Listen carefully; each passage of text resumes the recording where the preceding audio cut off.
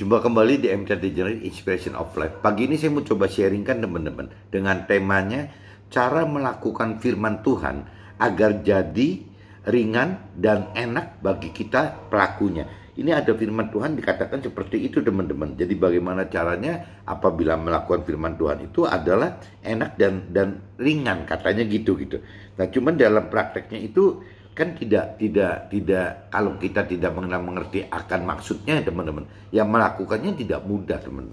Jadi pagi ini saya mau coba sharingkan gitu bagaimana cara melakukan firman Tuhan agar menjadi beban yang dari Tuhan itu terasa ringan dan terasa enak ya bagi kita yang melakukan firman-Nya teman-teman. Nah, ini terkait dengan kitab Roma teman-teman. Kitab Roma pasal 4 ayat 16-22 dan juga kitab Roma pasal 7 ayat 13-26. Ini saya nanti bacakan dulu baru kita masuk ke draft maksudnya apa gitu. Nah, ini kitab Roma pasal 4 teman-teman. Coba teman-teman baca kitab Roma pasal 4 ayatnya 16-22 teman-teman. Ayatnya 16-22. Karena itulah kebenaran berdasarkan iman supaya merupakan kasih karunia, sehingga janji itu berlaku bagi semua keturunan Abraham, bukan hanya bagi mereka yang hidup dari hukum Taurat, tetapi juga bagi mereka yang hidup dari iman Abraham. Sebab Abraham adalah bapa kita semua, seperti ada tertulis, engkau telah kutetapkan menjadi bapa banyak bangsa di hadapan Allah yang kepadanya ia percaya, yaitu Allah yang menghidupkan orang mati dan yang menjadikan dengan firman-Nya apa yang tidak ada menjadi ada. Ini Tuhan Allah teman-teman. Sebab sekalipun tidak ada dasar untuk berharap, namun Abraham berharap juga dan percaya bahwa ia akan menjadi bapa banyak bangsa menurut yang telah difirmankan. Demikianlah banyaknya nanti keturunanmu. Itu firman-Nya seperti itu teman-teman.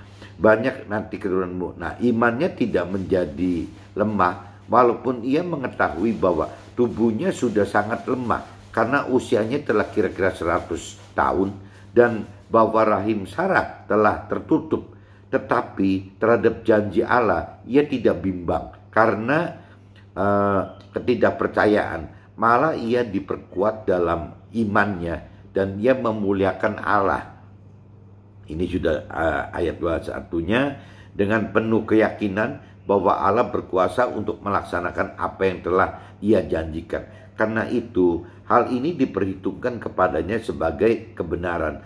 Ini teman-teman, waktu zamannya Nabi Abraham ini, waktu itu kitab suci tidak ada teman-teman. Beda dengan zamannya kita sekarang gitu. Kalau zaman sekarang kitab suci sudah tersedia gitu. Tinggal masalahnya kita mau mengenal nggak akan firman Tuhan, dan kita mau mengerti nggak, mau memperdalam pengertian akan firman Tuhan di dada, dan ujungnya kita mau melakukan firman Tuhan atau tidak. Itu buat kita teman-teman zaman sekarang, saat sekarang itu jauh lebih mudah daripada zamannya Nabi Abraham. Jadi Nabi Abraham itu dasarnya itu bukan percaya Tuhan, itu dasarnya dari kitab suci atau kitab Taurat segala macam, tapi lebih dasarnya dari iman teman. Bagaimana beriman gitu, beriman kepada Tuhan ya dengan mengharapkan kasih karunia saja gitu. Jadi ya terserah Tuhan, intinya gitu. Jadi berpengharapan dari beriman ya akan kasih karunia Tuhan. Beda teman-teman dengan zaman sekarang. Zaman sekarang itu firman-Nya ada gitu, sehingga kalau di prinsip firman itu kan bisa juga dengan bukan cuma cukup beriman saja, tapi dengan prinsip-prinsip mengenal-mengerti akan firman Tuhan teman. Mengenal-mengerti akan janji-janji Tuhan gitu. Apa yang kita tabur ya akan kita tuai. Nah, jadi kalau dalam pengertian saya sebenarnya dua-duanya perlu iman teman. Cuman bedanya yang satu imannya itu dasarnya dari kita melakukan firman akhirnya mendapatkan tabur dan tuai. Yang satunya itu cara-cara Nabi Abraham dan bagaimana kita beriman dengan mengandalkan kasih karunia Tuhan karena tidak tahu gitu apa perjanjian yang tabur tuainya tersebut gitu. Tapi dua-duanya ya bagus lah teman-teman gitu. Ya kalau bisa terapin dua-duanya lebih bagus lagi teman-teman, lebih hebat lagi gitu.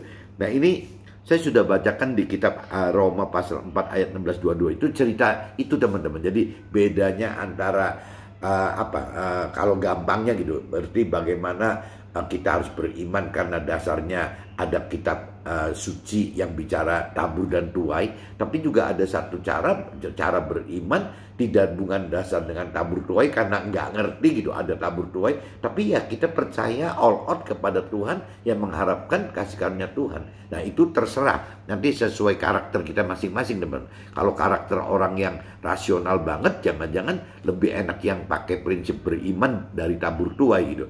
Tapi kalau orang yang tidak terlalu rasional gitu, lebih apa ya, lebih lembut hatinya, lebih berpasrah kepada Tuhan, ya tidak sering berpikir secara rasional atau logika gitu, yang mungkin akan lebih memilih jalurnya Nabi Abraham gitu, dengan beriman dari dasarnya dari kasih karunia Tuhan. Itu pengertian saya teman-teman. Mungkin dari mentor lain saya nggak ngerti apakah mentor rohani yang lebih mendalami urusan teori rohani bisa katakan seperti saya juga atau beda prinsip. Tapi dari pengalaman saya yang saya alamin ya ada begitu. Jadi ada dua cara teman, bagaimana beriman dengan tabur tuai, dengan prinsip tabur tuai, dan beriman dengan cara mengandalkan kasih karunia Tuhan. Itu terserah itu.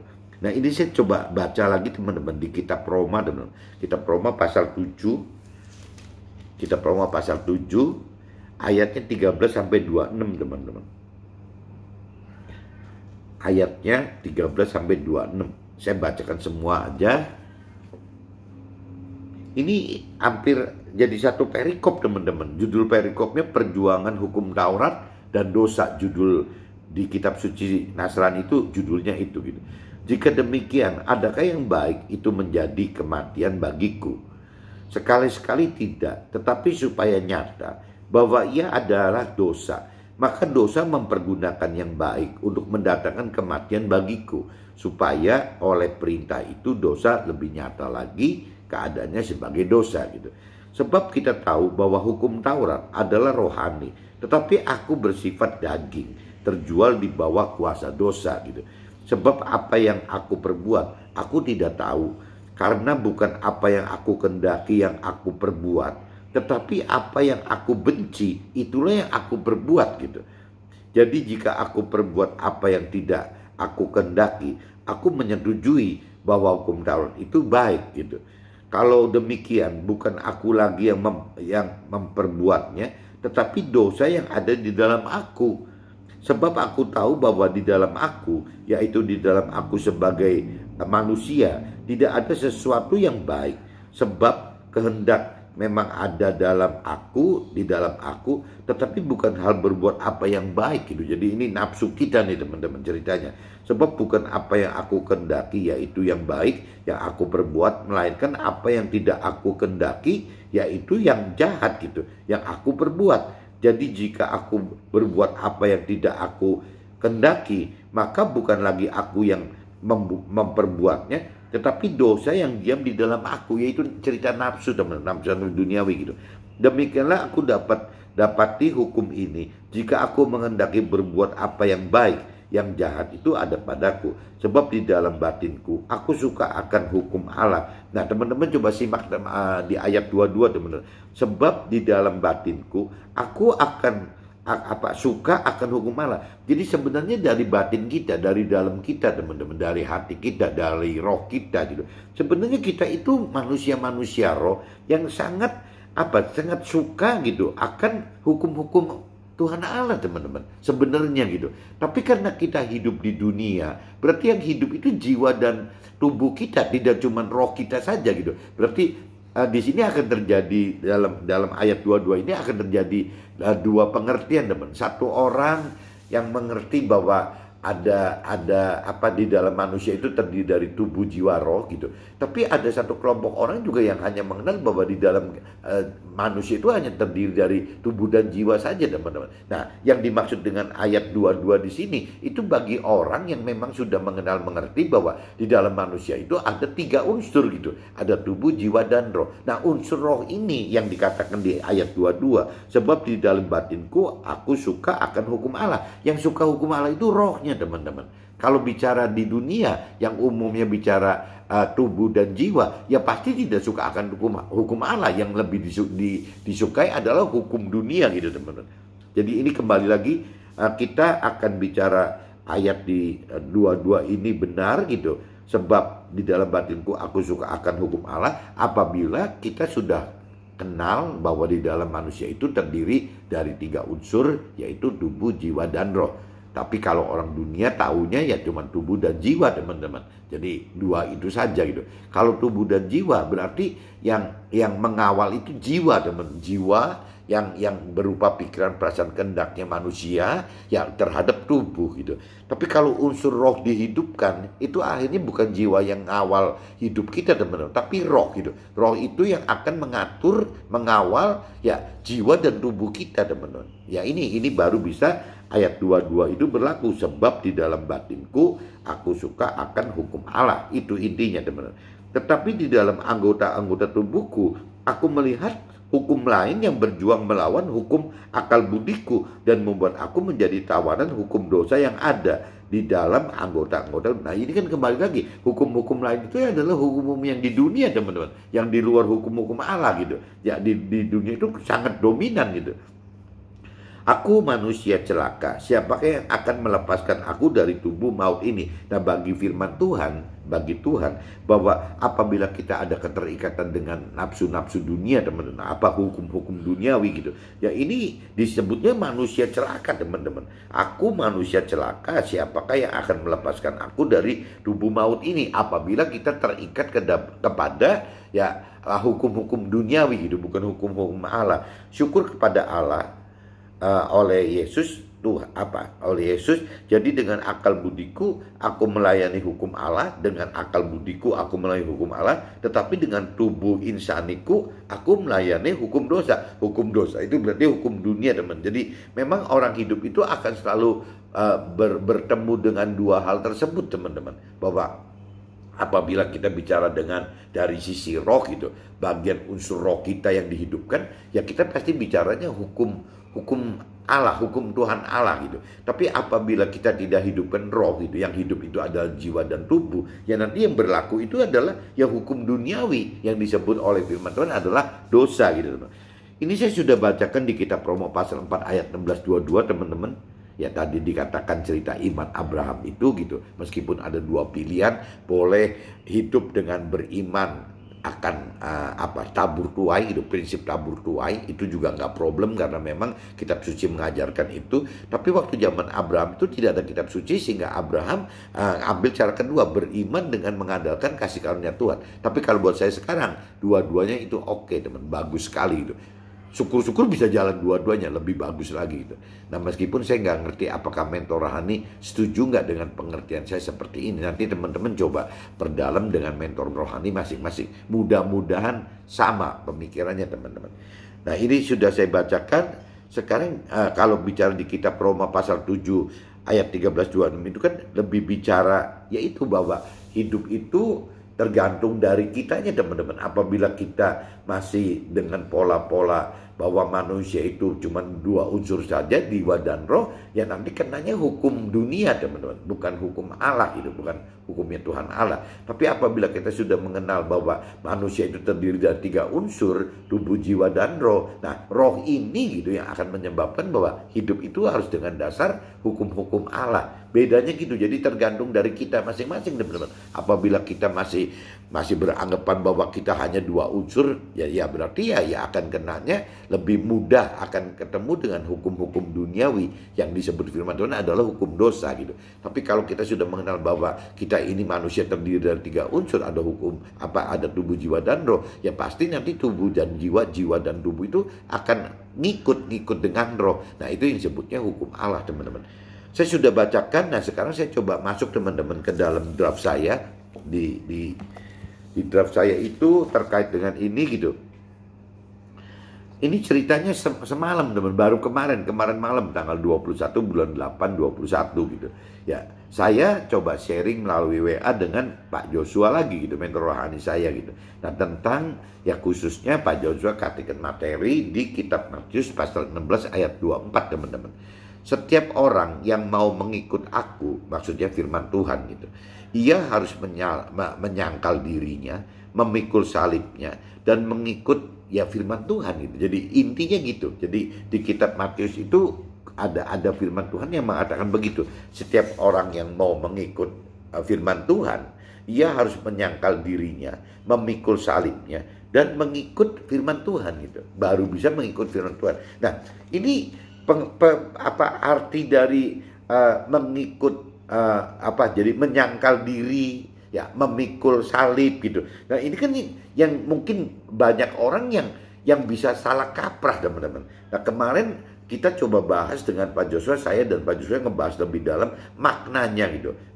Pak Joshua ngasih catatan gitu, ya, ada makna yang artinya menyangkal diri itu apa sih gitu. Nah, ini saya coba bacakan, teman. Makna menyangkal diri adalah menganggap diri kita tidak berarti dan tidak berharga, serta tidak hidup dengan cara duniawi seperti yang dahulu gitu. Itu namanya menyangkal diri, teman-teman. Jadi bukan hal mudah, teman-teman. Untuk bisa menyangkal diri itu bukan hal mudah. Nah, sebaliknya kalau kita tidak bisa mendapatkan mengenal bahwa ada firman yang mengatakan harus menyangkal diri. Kalaupun sudah mengenal bahwa ada firman mengatakan menyangkal diri, apa sih pengertian menyangkal diri? Nah, kalau kita tidak mendapatkan pengertian tidak mampu mendapatkan pengertian menyangkal diri dari persepsinya Tuhan, itu dari pikiran perasaan kehendak Tuhan, ya nggak ketemu juga, teman-teman. Apa sih maksud menyangkal diri gitu? Nah, Pak Joshua kemarin katakan bahwa menganggap diri kita tidak berarti dan tidak berharga, serta tidak hidup dengan cara-cara duniawi seperti yang dahulu lagi. Lah, apakah kita bisa mematikan menyangkal diri ini, teman? Ini tidak mudah, teman-teman. Selama kita kembali lagi tidak mengenal, tidak mengerti bahwa ada unsur roh di dalam manusia itu, ya akhirnya yang dominan pasti jiwa sama tubuh, teman. Nah, kalau jiwa dan tubuh itu yang dominan gitu, nggak mungkin gitu. Ya, yang namanya kita itu mampu untuk menganggap diri kita tidak berharga. Malah kita kadang-kadang menganggap diri kita lebih berharga daripada Tuhan gitu. Manusia dunia kan seperti itu gitu. Tidak mungkin kita misalnya tidak hidup dengan cara duniawi gitu.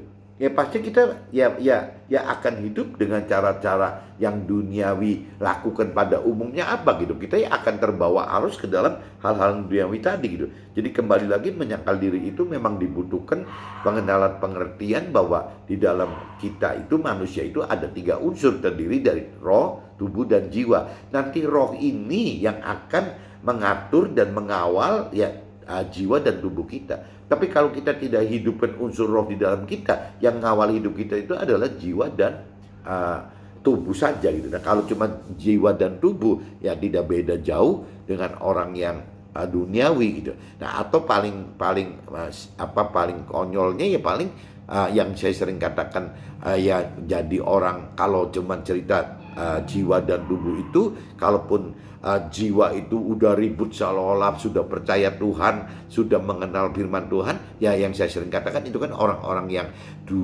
yang rohani duniawi gitu, atau orang-orang yang berkeyakinan saja karena percaya Tuhan tidak dengan dasar firman Tuhan, dan percaya mengenal Tuhan juga dengan tidak dasar firman Tuhan, teman-teman. Jadi akhirnya ya saya katakan itu orang berkeyakinan atau orang rohani yang duniawi. Nah, orang-orang seperti ini rasanya ya tetap mengandalkan dunia, teman-teman. Parameternya itu hal-hal duniawi gitu, hukum-hukum duniawi gitu. Nah, hukum-hukum duniawi ini Tuhan katakan adalah hukum-hukum dosa, teman-teman, bukan hukum-hukumnya Allah gitu. Itu menyangkal diri itu, mudah-mudahan teman bisa nangkep maksudnya gitu. Jadi sekali lagi, menyangkal diri adalah menganggap diri kita tidak berarti dan tidak berharga, serta tidak hidup dengan cara-cara duniawi seperti yang dahulu. Ini teman-teman camkan ini gitu. Nah, adapun cerita memikul salib gitu, apa memikul salib gitu? Ya, memikul salib adalah menanggung beban. Kalau cerita salib di Nasrani, teman-teman, itu kan diidentikan salib gitu. Padahal itu kan beban hidup gitu. Jadi kalau kita universalkan, teman-teman, bahwa memikul salib itu adalah ya bagaimana menanggung beban penderitaan akibat dari menyangkal diri, yang khususnya dalam perubahan cara hidup lama menjadi cara hidup baru yang tadi, yang tidak hidup dengan cara-cara duniawi lagi gitu. Jadi yang disebut memikul salib itu adalah menanggung beban penderitaan, teman-teman. Penderitaan apa? Penderitaan karena menyangkal diri tadi, teman-teman. Itu waktu menyangkal diri itu bukan berarti tidak menderita loh, teman-teman. Yaitu berasa menderita sekali. Kenapa menderita? Karena ya kita sudah menganggap diri kita tidak berarti dan tidak berharga serta tidak dengan cara-cara duniawi lagi. Itu bagi kita yang hidup di dunia, teman, yang ada dagingnya, itu penderitaan loh, teman. Jadi memikul salib itu adalah sesimpel itu gitu. Bagaimana kita menanggung beban penderitaan akibat dari menyangkal diri kita tadi gitu. Ya, ini tidak mudah, teman-teman. Jadi sekali lagi, ya, menyangkal diri adalah menganggap diri kita tidak berarti dan tidak berharga serta tidak hidup dengan cara-cara duniawi seperti yang dahulu lagi gitu. Nah, ini yang disebut dengan memikul salib, menanggung penderitaan, beban penderitaan itu akibat dari menyangkal diri, ya, dari bagaimana kita harus menanggung beban dari penderitaan waktu kita anggap kita tidak berarti, ya, kita juga harus menderita waktu kita beranggapan bahwa kita tidak berharga, ya, kita juga harus menderita waktu kita hidup tidak dengan cara-cara duniawi lagi gitu. Itu penderitaan, teman, penderitaan, dan itu disebutnya menanggung penderitaan akibat dari menyangkal diri tadi adalah yang memikul salib. Yang firman Tuhan maksudkan dengan memikul salib itu teman-teman. Jadi akibat dari menyangkal diri akhirnya kita menderita, dan itu akhirnya kita harus memikul beban penderitaan itu. Nah, itu cerita yang cerita menyangkal diri dan memikul salib. Nah, kalau yang ketiganya kan mengikut aku, berarti kan mengikut firman Tuhan gitu. Nah, hal tersebut teman-teman dapat kita lakukan jika kita sudah mampu untuk menyangkal diri dan memikul salib gitu. Jadi kita bisa mengikuti perintah peraturan firman Tuhan itu apabila kita sudah memang bisa menyangkal diri, ya berarti kita sudah beranggapan bahwa kita hidup tidak berarti, kita hidup tidak berharga, kita hidup sudah bukan dengan cara-cara duniawi, ditambah lagi kita mampu melakukan penyangkalan diri tersebut. Nah, itu yang disebut memikul beban itu, menanggung beban penderitaan itu, memikul salib itu gitu. Nah, kalau kita sudah bisa menyangkal diri dan memikul salib, maksud firman Tuhan, teman-teman, ya kita baru bisa ya mengikuti firman Tuhan gitu, melakukan firman Tuhan. Tanpa bisa menyangkal diri dan memikul salib ini rasanya sulit sekali, teman, untuk melakukan apa yang Tuhan perintah peraturan dalam firman-Nya gitu. Nah, ini kalau kita teruskan, teman-teman, menyangkal diri itu, jadi kembali lagi mengikut firman Tuhan itu adalah hal tersebut dapat kita lakukan jika kita sudah mampu untuk menyangkal diri dan memikul salib, menyangkal diri dan memikul salib. Nah, kalau cerita di kitab Matius pasal 11, 29, 30, teman, khususnya itu di ayat 29 dikatakan, "Pikulah kuk," beban tadi kan, beban yang penderitaan salib tadi gitu. "Pikulah kuk yang kupasang dan belajarlah padaku, karena aku lemah lembut dan rendah hati, dan jiwamu akan mendapat ketenangan." Itu firman Tuhan di kitab Matius pasal 11 ayat 29 katakan begitu, teman. Dan kalau kita lanjut lagi kitab Matius pasal 11 ayat 30-nya, sebab kuk berarti beban pertanggungan tadi gitu, yang kupasang itu enak dan bebanku pun ringan. Nah, ini bagaimana kita menganggap bisa enak dan ringan kalau seandainya pola hidup, pola pikir dan jadi cara hidup dan pola pikir kita tidak berubah, teman-teman. Nah, ini saya coba jelaskan.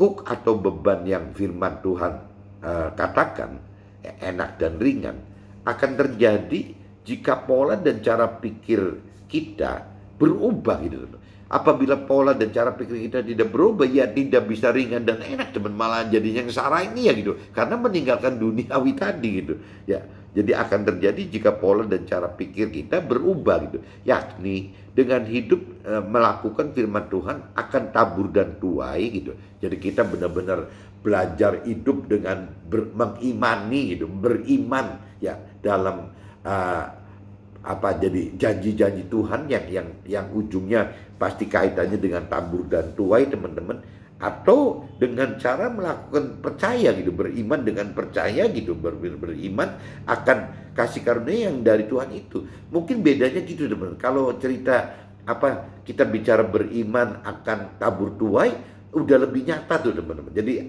aturannya apa sih gitu? Ya, apa yang kita akan lakukan ya akan kita, berarti kita menabur gitu, dan hasil tabur itu akan menuai gitu, teman. Baik itu berupa firman atau mungkin ya dari hasil yang kita lakukan itu gitu, akan hasil dari buah-buah dari firman tersebut gitu. Nah, sebaliknya kalau bicara dengan iman, kita beriman dengan percaya kasih karunia Tuhan, mungkin dasarnya tidak terlalu jelas tuh teman-teman. Jadi apa sih perjanjian Tuhannya gitu. Kalau Abraham kan tidak terlalu ngeributkan itu loh teman-teman. Jadi nggak ngeributkan apa sih yang Tuhan janjikan buat Abraham. Abraham intinya pokoknya ya dia percaya gitu. Dia percaya akan kasih karunia yang dari Tuhan. Udah, dia tidak bicara tabur tuanya bakal apa. Ya itu kembali tadi saya katakan tergantung dari karakter kitanya dan benar-benar. Kalau karakter kita itu lemah lembut, mungkin ya kita bisa bicara seperti Nabi Abraham. Tapi kalau kita bicara lebih logika, lebih rasional gitu ya, mungkin kita harus ngambil langkah yang tabur tuai. Kurang lebihnya gitu teman-teman. Pola dan cara rohani dengan prinsip tabur dan tuai atau kasih karunia akan berfungsi jika kita telah mematikan hal-hal yang terkait dengan keinginan menikmati dan memiliki hal-hal yang duniawi teman-teman. Jadi pengen prinsip beriman karena tabur tuai ya, atau beriman karena kasih karunia, tetap prinsipnya dua-duanya harus bisa ya itu maksudnya. Jadi mematikan hal-hal yang terkait dengan keinginan menikmati dan memiliki hal-hal yang duniawi tadi gitu loh. Tanpa bisa kita mematikan hal tersebut, ya tetap yang namanya iman itu jadi tidak punya kuasa dan tidak akan punya kuasa gitu. Jadi kita harus mematikan itu. Nah, untuk bisa kita mematikan tidak menikmati dan memiliki hal duniawi, itu kalau tidak ada kedalaman pengenalan pengertian akan firman Tuhan, tidak ada kemampuan untuk mengerti firman Tuhan, tidak ada kemampuan melakukan firman Tuhan karena tidak menghidupkan roh Tuhan di dalam roh kita, itu rasanya jadi tidak akan terjadi teman-teman. Ini akan terjadi apabila ya kita sudah hidup dengan pola-pola tadi gitu. Ya dasarnya itu harus dengan tubuh, jiwa, dan roh gitu. Nah, karena di dalam unsur roh, waktu kita hidupkan roh kita gitu, roh di dalam kita yang Tuhan udah berikan pada setiap manusia, gak cuma orang Nasrani aja, jadi semua manusia juga terima roh Tuhan. Nah, kalau kita bisa hidupkan roh kita, dalam arti kata diberi roh Tuhan di dalam yang ada dalam roh kita, ya pasti roh kita akan hidup teman. Nah, waktu roh kita akan hidup teman, ya pasti apa yang mustahil bagi dunia ya tidak akan jadi mustahil lagi. Kenapa? Karena ada kemampuan roh Tuhan yang membuat kita mengerti dan yang membuat kita mampu melakukan firman Tuhan. Tanpa ada roh Tuhan kita tidak akan mampu. Jangankan melakukan, mengerti pun tidak akan mampu. Jadi memang kita mesti menghidupkan roh Tuhan, baru kita bisa mematikan kita untuk tidak mau menikmati hal duniawi lagi dan tidak mau memiliki hal duniawi lagi, karena pengenalan kita sudah jauh berbeda dan juga sudah ada kemampuan untuk mengerti serta kemampuan melakukan firman Tuhan teman. Jadi udah hidup itu bukan duniawi lagi gitu. Sudah yang kita mau itu adalah unsur-unsur yang bersifat ke rohani, ke akhirat, target keselamatan akhirat teman. Bukan cuma kesukaan duniawi seperti orang dunia pada umumnya atau orang berkeyakinan pada umumnya gitu. Butuh waktu dan kedalaman firman serta tingkatkan iman kepada Tuhan untuk mencapai apa yang di kitab Roma katakan di kitab Roma pasal 7 ayat 22 sama 23 katakan. Di situ dikatakan di ayat 22-nya, sebab di dalam batinku aku suka akan hukum Allah. Nah, ini sebenarnya gitu. Jadi kalau orang sudah menghidupkan roh Tuhan di dalam roh kita, ya akhirnya jiwa dan tubuh nurut teman-teman, ngikutin gitu. Ya apa? Ya suka gitu. Kita akan suka dengan hukum Allah teman-teman. Nah, tetapi di dalam anggota-anggota tubuhku aku melihat hukum lain yang berjuang melawan hukum akal budiku. Inilah perjuangan rohani. Nah, ini maksudnya jadi kalau kita tidak lebih mengerti akan firman Tuhan, kita tidak menghidupkan roh Tuhan, ya ujung-ujungnya ada hukum lain di luar hukum Allah gitu. Hukum apa? Ya hukum yang terkait dengan duniawi tadi teman. Hal-hal yang terkait dengan duniawi tadi. Tapi firman Tuhan katakan bahwa hukum-hukum duniawi itu sifatnya bersifat hukum dosa teman-teman. Nah, ini yang mestinya dihindari dari kita. Tapi prakteknya nggak mudah. Nah, ini yang ini saya sudah bacakan semua, cuman yang saya rasakan teman-teman, saya ikut Tuhan, saya belajar mencari Tuhan saya belajar mengenal mengerti akan firman Tuhan, saya belajar untuk lebih berani melakukan firman Tuhan. Itu dari tahun 2000 teman-teman. Tahun 2000 ya saya istilahnya mencari Tuhan itu gitu. Sampai 2007 saya hati kecil saya baru bisa percaya Tuhan, pribadi Tuhan gitu, percaya pribadi Tuhan, dan juga sudah mulai membaca firman Tuhan, teman.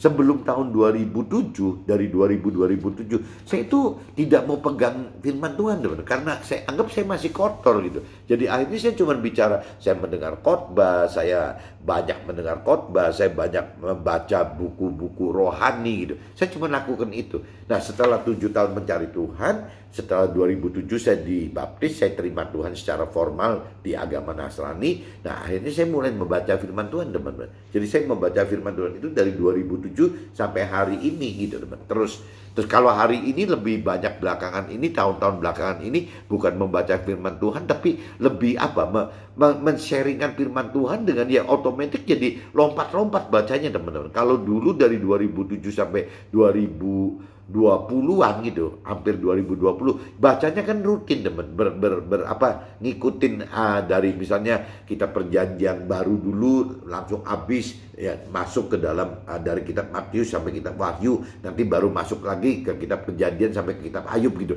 Di perjanjian lamanya bacanya rutin seperti itu, teman-teman. Nah, cuman kalau sekarang itu karena ada sharing gitu, akhirnya nggak bisa seperti itu, teman-teman. Akhirnya lompat-lompat gitu, seperti apa yang di-sharingkan hari ini dengan Pak Joshua, ya saya lompat di kitab Matius pasal 16-24, nanti lompat lagi di kitab perjanjian gitu, nanti lompat lagi di cerita Abraham, ya paling bisa lompat-lompat gitu, teman-teman. Tapi ya jadi tetap terus berjuang begitu.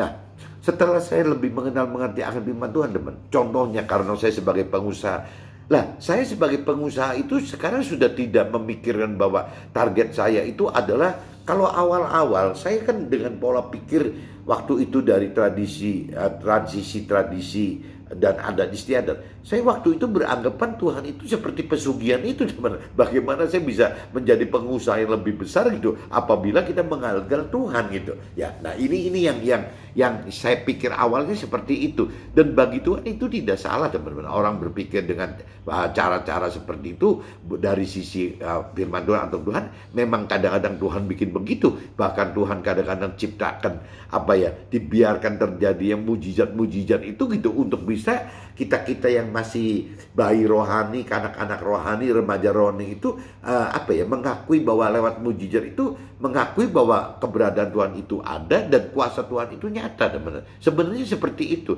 Jadi kalau saya pola pikirnya awal-awal menganggap Tuhan itu adalah pesugihan saya gitu, yang lebih hebat dibanding cara-cara tradisi dan adat istiadat yang saya lakukan gitu sebelumnya gitu, yang sudah saya lakukan lama banget kan, berarti kan dari mulai kecil sampai dari mulai lahir sampai 47 itu kan masih mengandalkan cara-cara adat istiadat dan tradisi, teman. Berarti 40 tahun lebih kan, teman. Sedangkan sekarang saya ikut Tuhan itu kalau mulai hitunglah misalnya mulai mengenal-mengerti firman Tuhan dari tahun 2007, nah baru berjalan berapa sih, baru 14 tahun mungkin gitu. Ya masih kalah lama dibanding waktu saya di posisi adat istiadat atau tradisi, teman-teman. Nah, saya kan berjuang terus. Jadi ya intinya gitu, waktu awal-awal itu saya beranggapan bahwa ikut Tuhan itu adalah seperti pesugihan gitu. Bagaimana? Karena saya sebagai pengusaha, saya harus bisa lebih besar usahanya dibanding ya waktu saya menggunakan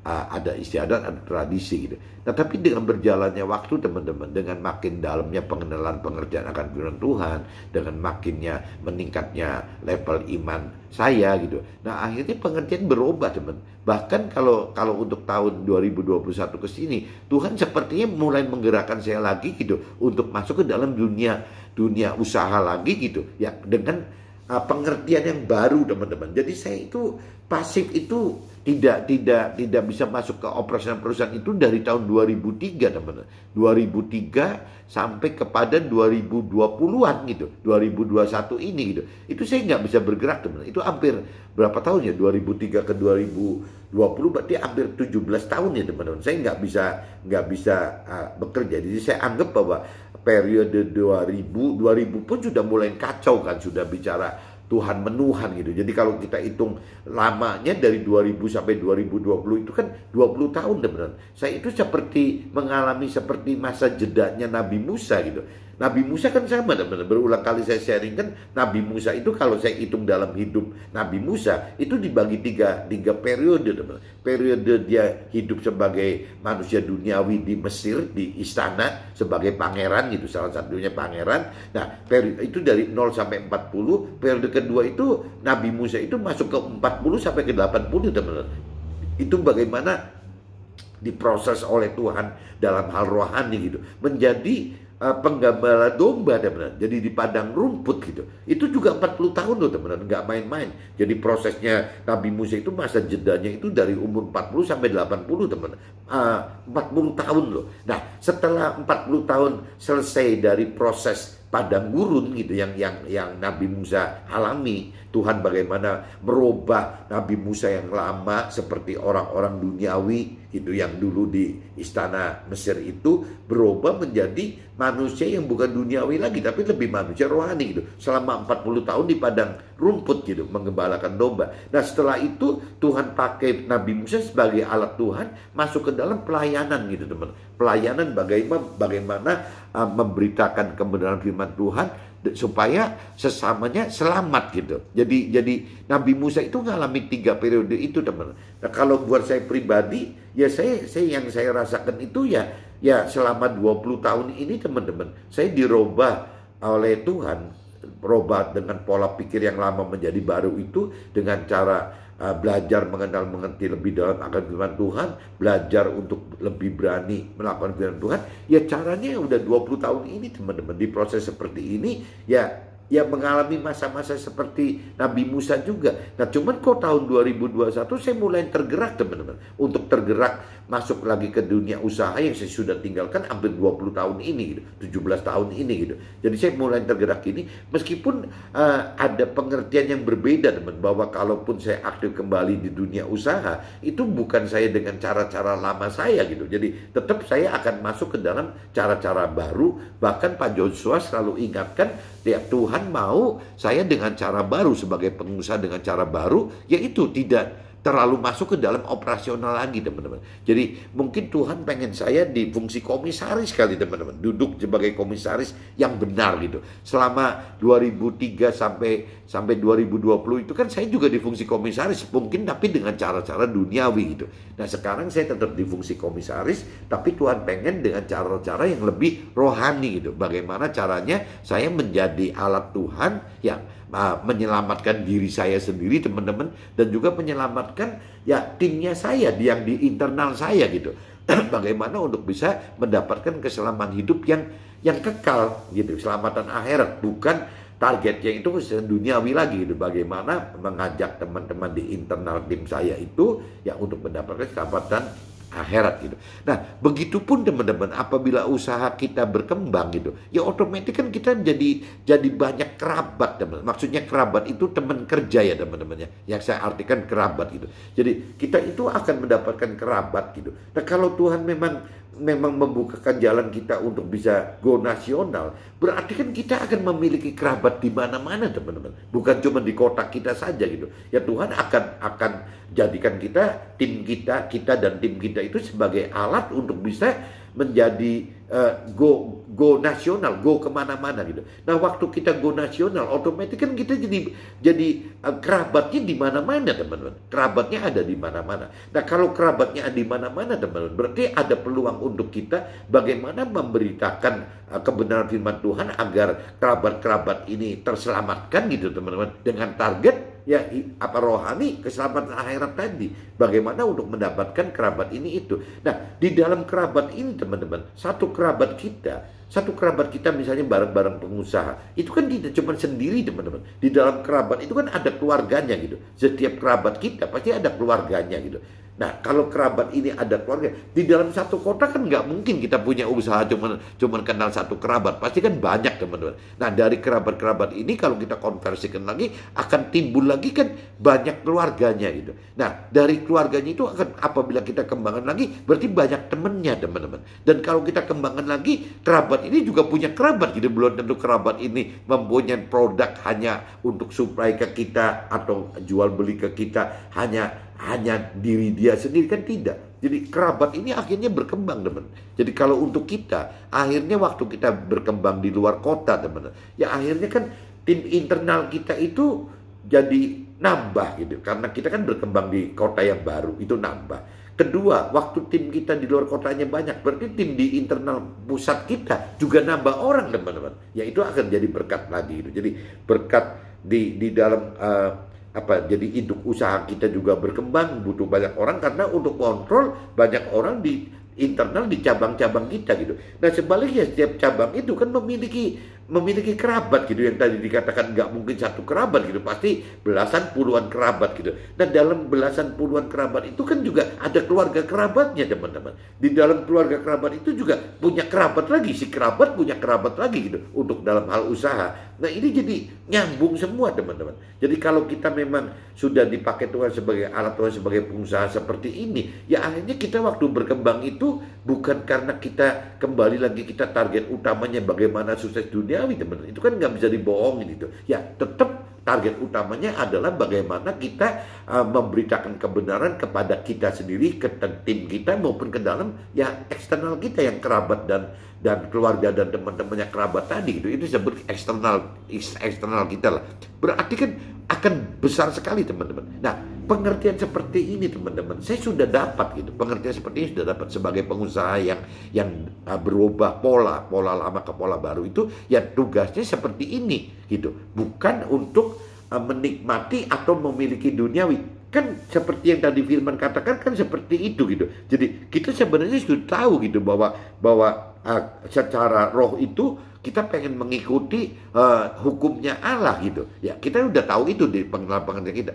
Tapi dalam kenyataannya, teman-teman, pengenalan pengertian seperti ini pun tidak menjamin kita bisa melangkah loh. Tetap seperti tadi malam pun saya cerita sharing ke Pak Joshua gitu. Pak, kenapa ya Pak? Saya pengenalan pengertian sudah nyampe ke situ, tapi tetap nggak mampu loh Pak. Tetap seperti di dalam hati itu ada ganjelan ya. Kalau Pak Joshua katakan ya karena secara total kita belum mati gitu, daging kita belum mati, jadi tetap masih ada nafsu dunia. Jadi cuman pengertiannya aja, pengertiannya sudah apa yang tadi dikatakan di kitab Roma pasal 7 ayat 22, teman-teman, ya bahwa untuk mencapai apa ini, sebab di dalam batinku aku suka akan hukum Allah. Nah ini pengertiannya sudah tahu, benar, udah nyandak ke sini gitu bahwa untuk sebab di dalam batinku, di dalam saya, pengertian saya gitu, dalam hal rohani saya, dalam hati saya, dalam batin saya,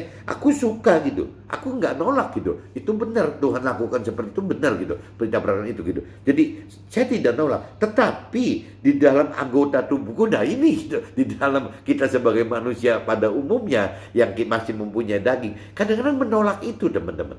Jadi saya kadang-kadang sampai berdoa ke Tuhan, kalau memang saya belum bisa seperti yang Tuhan kendaki gitu, ya bahwa saya itu harus mematikan unsur daging saya dulu, hal-hal duniawi saya harus tidak boleh harus dimatikan dengan tidak menikmati dan tidak memiliki. Ya sebelum saya dalam posisi itu, rasanya apa bukan lebih baik jangan guyuri dulu berkat-berkat untuk bisa mengembangkan usaha lagi gitu. Ngapain? Nanti kita terjebak lagi.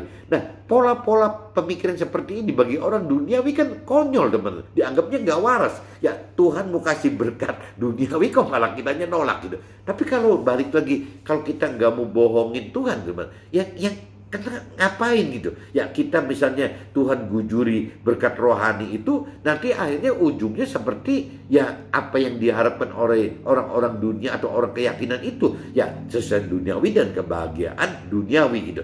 Dan kan buat apa? Karena pengenalan pengertian akan firman-Nya sudah lebih dalam, teman-teman. Jadi saya kembali lagi, saya kadang-kadang dalam hati kecil saya berdoa ke Tuhan, Tuhan kalau bisa saya minta sebelum Tuhan bantu saya sampai saya mampu untuk merubah gitu pola pikir dan cara pikir saya dari cara lama menjadi cara baru, ya bahwa saya ini adalah target utamanya ingin seperti taat perintah Tuhan bahwa dahulukan kerajaan Allah dan kebenarannya gitu. Sebelum saya bisa mampu itu, teman-teman, rasanya Tuhan nggak usah gujurin tambahan buat saya dalam hal duniawinya gitu. Nanti gara-gara duniawi ini saya jadi malah kacau gitu. Ya karena balik lagi yang saya perjuangkan selama 20 tahun ini akan sia-sia semua. Meskipun saya ngucapin itu kalau bicara pakai akal sehat dengan rasio, kadang-kadang sedih juga loh teman-teman. Kau aneh ya orang dunia sih ngarepin nggak pengen tahu caranya bagaimana, yang penting mendapatkan hal duniawi. Sudah ya caranya halal nggak peduli gitu, tabrak aja. Kalau saya malah mikirnya sekarang udah nggak bisa begitu teman-teman. Jadi saya bilang ke Pak Joshua gitu, ya Pak Joshua bilang, ya itu yang bener begitu katanya. Cuman masalahnya kan Tuhan kita nggak mau bohongin, dan Tuhan juga tidak bisa kita bohongin gitu.